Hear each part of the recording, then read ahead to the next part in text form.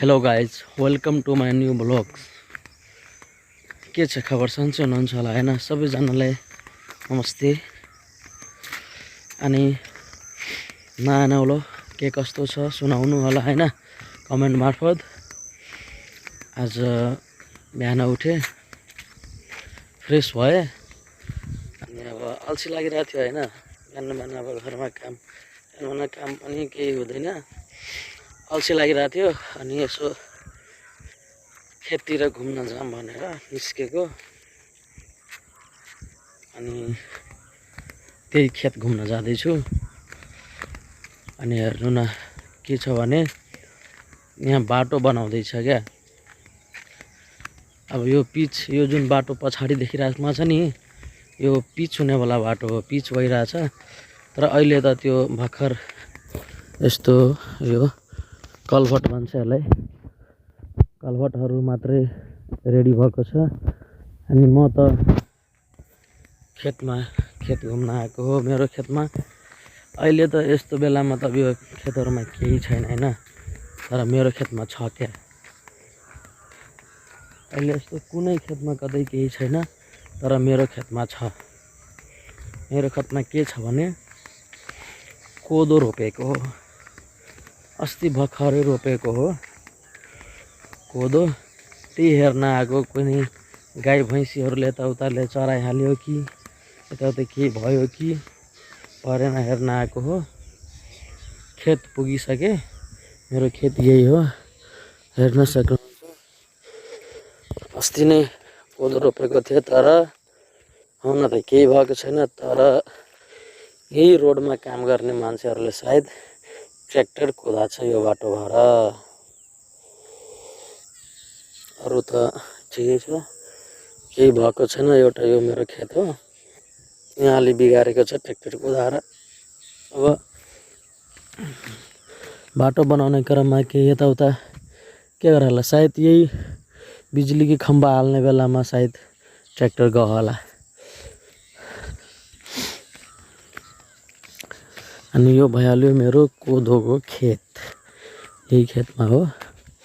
अस्ति नै रोपेको हो कोदो, अलि बढिसकेको छ।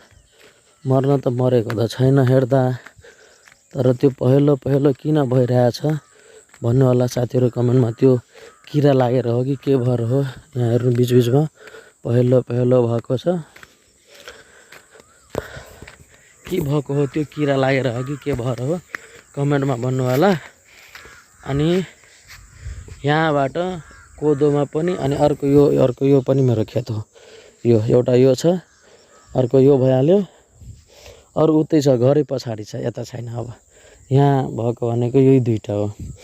अनि यो भइहाल्यो मेरो बोर्डिङ मिटर, यहीँबाट कोदोमा पनि पानी हाल्ने। यो खेतमा जुन बाली लगायो पनि, जे गरे पनि पानी चाहिने भनेको यहाँबाट हो। यसमा पनि त्यही सेम हो, यहीँबाट पानी जान्छ।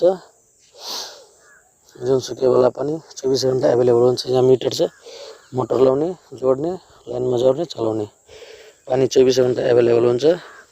तर अहिले यसमा भर्खर बिउ काटेर यतिकै छ। अब यसमा सिधै असारमा धान रोपिन्छ, अरू केही रोपिँदैन अब अहिले। यसमा त कोदो, अब यसमा कोदो काटेर, कोदो पाकिसकेपछि, फलेर पाकिसकेपछि बल्ल काटेर यसमा धान लगाउने हो त्यति बेला। अहिले यतिकै हुन्छ यो। अरू मान्छेले पनि रोपेछ, उता हेर्नु, यहाँबाट देखिन्छ देखिँदैन, त्यो अर्कोले पनि त्यहाँ रोपेछ, अर्को खेतमा रोपेछ। र यही बेला हो कोदो रोप्ने बेला, यही हो कोदो फलाउने।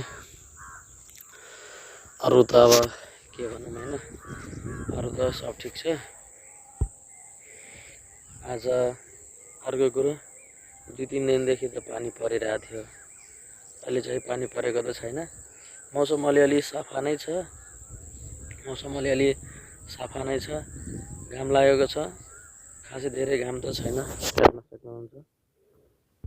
सक्नुहुन्छ खासै धेरै घाम छैन। तर ठिकैको छ मौसम, न धेरै गर्मी छ न पानी परेको छ, नर्मल छ टेम्परेचर, ठिक छ। यतिको भएपछि त खासै केही फरक पर्दैन। धेरै गर्मी भए पनि अप्ठ्यारो, धेरै पानी परे पनि अप्ठ्यारो, यतिको चाहिँ ठिक छ। हिजो त बजारमा कस्तो नराम्रो मौसम थियो क्या। हिजो अब बजार काम गर्न त सधैँ जानुपर्छ। हिजो बजारमा थिएँ, पुरै हावाहुरी तनाव, पुरै धुलै धुलो थियो। र आजको मौसम हेर्दाखेरि त खासै त्यस्तो देखाएको छैन।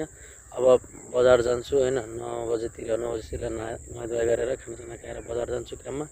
अब हेर्छु फेरि उतातिर फेरि बजारतिर हावाहुरी उठी चलिसकेको छ कि त्यति बेला चल्छ कि होइन। अब त दिनभरिमा कति बेला हावाहुरी सुरु हुन्छ, कति बेला खतम हुन्छ त अतपत्तो केही हुँदैन। तर जे होस् ठिक छ, नेचुरली हो, जे कुरा पनि राम्रै हुन्छ। अलि सीमितमा, बढी भयो भने पनि अप्ठ्यारो हुन्छ।